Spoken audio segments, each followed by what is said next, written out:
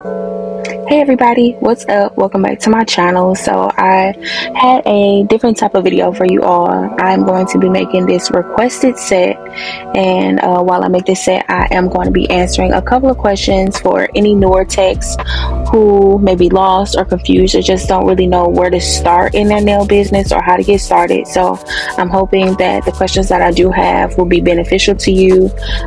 If you are a bit lost or confused on where to start or even how to pivot, if you're already doing nails and you just need, some positive words or some encouragement or whatever it is, I hope that this video will be a blessing to y'all.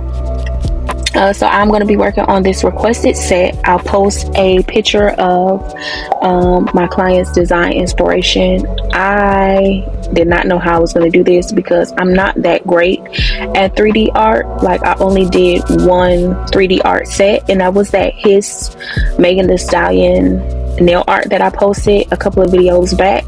Besides that, I haven't used like 3D molding gel or 3D art at all. So, I did the best that I could. My girl ended up loving them. So, I hope you guys enjoyed this video as well, and I hope it's beneficial to y'all. I will post a video of her design inspiration, and then all throughout the video you'll kind of see me referencing that picture so that I try to get as close to the original design as possible. So full credit to the original artist, but this is my recreation of it. So yeah. In my phone, I have a couple of questions that I have written down that either I've gotten or I see that are just like common questions to nail techs or from beginners, and also questions that I asked in the beginning as well. The number one question that I see a lot that I had is where to start with doing nails. Like, where do you start? What do you do? How do you even get started? And to me, the first thing that you have to do in order to get started with doing nails is decide exactly what lane you want to be in. So you have to decide, do you want to be a service-based nail tech, or so do you want to provide services? Do you want to have clients, or do you want to be a content nail creator? Because that's a thing too, where you can just post content all the time of your nail art, or just offer advice on how to do nails, or offer whatever it is that you could do content related to nails. So that's a lane as well. So you can either offer client-based services where you have a clientele. You could be a nail content creator, or you can even have like a product-based business, so like press-ons, or if you want to sell acrylic or anything products that you can sell. So you have to first decide what it is that you want to do in the industry, and then start to work towards doing that thing. So for instance, I was a client-based tech. I'm currently, if I'm being honest, working on pivoting out of that, just because it's not as enjoyable as it originally was for me. Like, taking clients was huge for me. I like doing that. I enjoyed getting to know people, but the downside, what people don't talk about, is it can become draining and you can get burnt out, and people will use and abuse you and take advantage of your time, and it just doesn't always feel as fun as it did in the beginning. So that's a downside of that. Of course, there's a flip coin to everything, but now I'm currently working on pivoting from that particular lane. So decide what it is you want to do and then work towards it. So the next question that I had is how to start. You just got to do it. For me personally, you have to take the steps towards doing the thing that you say that you want to do. So if you want to be a nail content creator, you got to start posting videos. And I know it's far more difficult to actually do it, especially if you're not used to being in front of a camera, or you're not even used to doing nails in front of people, or you're just not used to doing nails, period. I know that's far easier said than done, but you literally have to just start taking the steps towards doing the thing that it is you say you want to do. So if you want to be a nail content creator, you got to start posting something so that people can become aware of you. If you want to be a client-based tech or a service-based tech, so you want to take clientele, you have to put yourself out there so that people know that you're available and you have these services available for them. So you have to market yourself on social media platforms or in person, and let people know that you are an available tech. For me personally, when I did start marketing myself, even as of lately, I have been out in public handing out business cards. Whenever I see women or girls who have their nails done, I'll hand them my business cards, introduce myself, and just let them know that I'm available. Because if they don't know that you're there, they won't be able to come to you. It's just that simple. If you want to be that's that on it. Because I can go into a tangent. So that's that. Figure out what lane you want to be in, and then start working proactively towards accomplishing that thing. And I know that is difficult because I'm working on setting sound goals and then working towards doing those things. So if you all are feeling lost or confused or like, how am I supposed to do this? You're not alone. I most definitely feel that way too, especially like I mentioned, since I'm in like a transitional period. Everything is going to hell in a handbasket right now, so I have to pivot with it. Like when things aren't working, I literally have to move with it. And so this is me offering encouragement to somebody. Hopefully it's helpful, to just figure out a new direction and then go with it, y'all. It's that simple. When I first started doing nails, I've always been doing nails my whole life, so I always knew I wanted to do nails. It was relaxing for me. What is that on? Oh, my bad. It was relaxing for me, and so I've always been into like the painting and the art.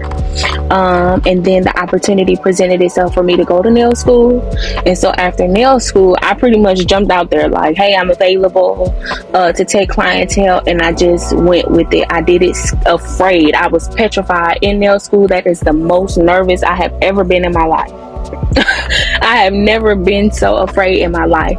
And then there was so much turmoil, that's the word, that was going on in that period. Like so much happening. I don't even know how I made it through.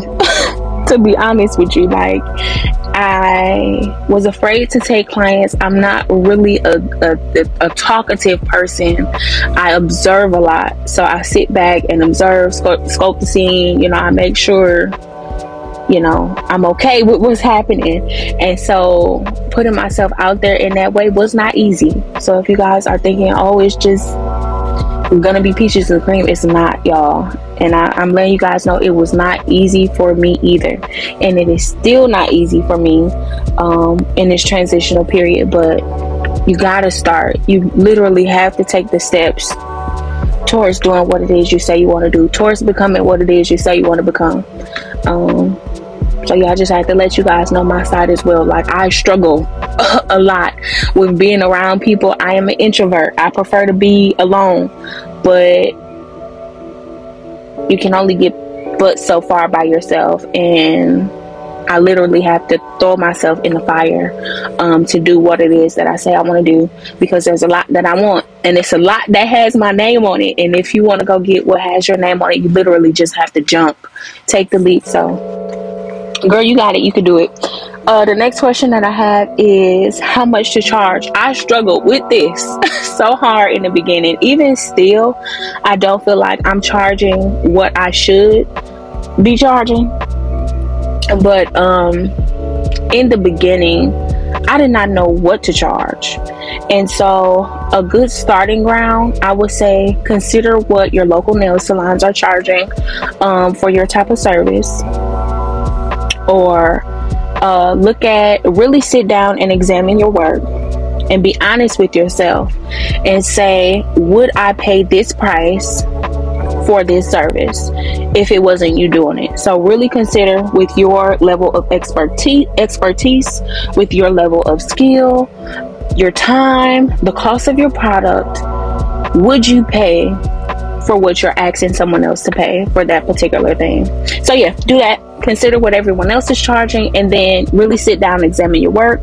Consider if you would pay that price, and then look at other nail techs who are offering the same service as well. See how much they are charging, and then try to find somewhere in the middle. So if you aren't the best nail tech, or you are really lost or don't feel confident in if you should be charging this price, consider everything else around you, how much everyone else is charging for this service or this thing, and is your work worth it? And then kind of find somewhere in the middle, because that's what I did. I would look at other nail techs, examine my work, their work. Does it match up with what they're charging? What are other nail salons charging? Am I comfortable with asking for someone to pay this? Is it worth it? And then kind of land somewhere in the middle. So that's my advice with how much to charge. Another question that I have is advice for when you are feeling defeated with your business. That is me currently. Like, I am kind of in limbo, and I don't know which way to pivot, which way to go, if it's even worth it anymore, because like I mentioned, doing nails just is not as enjoyable for me as it once was. And that's just because of the season I'm in. So when you're in this limbo stage, you just got to learn how to duck lower. Honestly, learn to bend with it. And that is what you guys are seeing me doing. You guys are actively watching me bend. Actively watching me bend. So you have to just go with the flow. Life is life for everybody. And yeah. Life is just life for everybody. And so when everything is in limbo, you really just have to learn to duck lower. Stay encouraged. If this is really what you want to do, consider if this is even worth it even more to you, and if this is even something that you really want to do. And if it is, you may need to pivot from your lane. So if you're doing services, you may have to pivot into doing products, or you may have to pivot into doing content creation. But trust me, the other lane will not be easier. It's not going to be easier just because you pivoted, but it's something that's going to have to shake if you are really struggling in that one thing. And so learn to pivot and to bend but not break, and just keep going. I think we are a lot harder on ourselves than anybody else. I know I am my own toughest critic, and it is important for us to realize that we are doing a whole lot better than we think. So don't give up. Learn to pivot, bend but don't break, and keep going. And you also may need to take a break. If you do need to take a break, reset, stop for a minute completely, go back to working a 9 to 5. That's what I think I'm gonna have to do. That's what I think I'm doing. Whatever it is, whatever you feel like you have to do, really be honest with yourself and do it. But don't give up. You can't give up. You got to keep going. If this is something that you're passionate about, it's gonna be tough. It's gonna be real tough, but you got to see it through. Okay. Another question I have is where to sell nails. So people don't know like where to sell their nails if they are offering press-ons. A big place is Etsy. I see a lot of press-on nails being sold there. Otherwise, I utilize Facebook. I know people think Facebook is like outdated and only old people, but if I'm being honest, in Wisconsin, in my state, and in my city, everybody is still very much so active on Facebook. Facebook for me is more local. You can reach people instantly, like people within your city, versus Instagram. Instagram is more national, international. And so if you are looking to sell something quickly, they have Facebook Marketplace. They have Poshmarks that you can sell on. They have those different platforms. And so to me, Facebook was just a lot more, it's quicker to get things sold. So Facebook, Instagram, like I said, it's more inspirational to me. You go there to get inspiration, to get design inspiration or motivation. Honestly, it's not necessarily a place that I would try to get a sale from. I'm not even sure if Instagram is still a good market for that. I don't know. You try it, but to me, local sales are the best. You want people who are close to you, especially if you have like a service-based business. So if you want to offer services, I was marketing on Facebook, and I would just say, hey, I'm a nail tech. I will post my work, post my sets. This is what I offer. This is what I charge, and I'm available at these times. So Facebook was just a lot quicker to me to get people in. And they see you, whether they book or not. They see you. They know you're in the area. They know you're available. So whenever they're ready to book, they know you're there. Facebook, and then hand-to-hand marketing. So handing out your business cards. People see you in person. You let them know that you're available, and then they will book with you that way as well. So hand-to-hand marketing, and then Facebook was what worked best for me. So try that. TikTok, yeah, they have like TikTok shop now, so you could try that. I haven't just yet, but I know that that's the thing, so you might want to try that as well. The next question is how to market your nail services. I think I explained that just a little bit. On social media, I will utilize social media. Facebook is more local to me. You see people who are around you locally. Instagram, you can market on Instagram, but it's not, let's be honest, like the algorithms are not algorithming.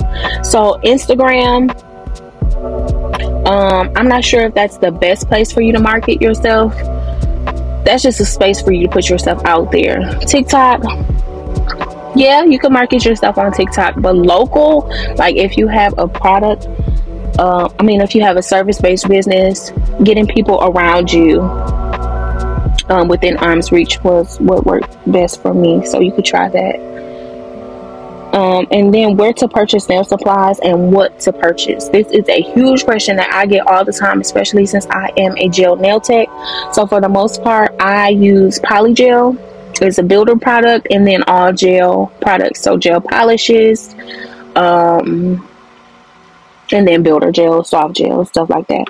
So you can purchase your products from local nail supply stores if you have any in your area, but you can also purchase from like Amazon. Amazon has same day or next day shipping. And in my particular case, I don't need a lot of product. I still don't have a lot. While I do have a decent collection, I don't have a whole lot. And so all I need for my Polygel services are like my brushes, my files, of course. You need that whether you're using acrylic or gel. And then my base gels, my primers, acetone, alcohols, my Polygel. I'll put a link to a couple good starter kits if you are new to Polygel or just want to try it. I'll put a link to those down in the description for y'all to try. But a lot of stuff you can get from Amazon. And if I'm being honest with y'all, a good majority of the stuff that I do have was gifted to me. And so put yourself out there, let people know that you are available, or let people know. You could tell people, hey, I need help. So be honest, or just allow people to see you, and you'll be surprised the people that will show up for you when they see that you're out there. And so yeah, a lot of my stuff was gifted to me, but a lot of the stuff I just got along the way. Like I had my basic stuff, so like my core powders when I was doing acrylic, so my pinks, my nudes, and even now like I have everything now, but my pink, my nude Polygel, my basic gel polishes, so black, whites, reds, blues, stuff like that, primers. But in the beginning, y'all, I would have like my basic stuff, the stuff that I knew I needed. But if there was a particular design, I would always ask my clients to send me their design inspiration ahead of time, so that if there was something that I did not have for that particular set, I could go get it before their appointment. So I knew I had to have like the builder products, so like my nudes or my pink base or clear. And then I would ask my clients to send me their design inspiration. And if they wanted 3D art or 3D butterfly or rhinestones, if I didn't have what the set required, I would just buy it ahead of time, buy it before their service. So that's how I ended up building my collection after realizing, hey, I don't have the things necessary to accomplish this particular set, I have to get it. That's what I would do, buy it ahead of time. And so that's how I ended up growing over time. But as far as having a whole bunch of stuff for no reason, and then you might end up not liking nails or not doing nails, it's not necessary. Just build on what you already have is my advice. All right, so that's all of the questions that I have. I hope it was helpful for y'all. I just talked for 20 minutes straight. And I don't even talk that much, so this is a lot for me. I hope it was helpful for y'all. I hope you enjoyed this video. I hope you got something out of it. With my particular press-on nails, I include every size. Every single size is included from 0 to 11. So no sizing kits are necessary. Every size is included. A prep kit is included, and glue is included. So if you are interested in purchasing, feel free to reach out to me on social media. You can also see the sets that I have available. Otherwise, I can always create custom sets. But yeah, this is the end of this video. I hope it was helpful again. Let me know if there was anything that I did not answer, if you have any more questions. All right, I look forward to it. Thank you guys so much for watching, and I will see y'all in my next video. Bye, y'all.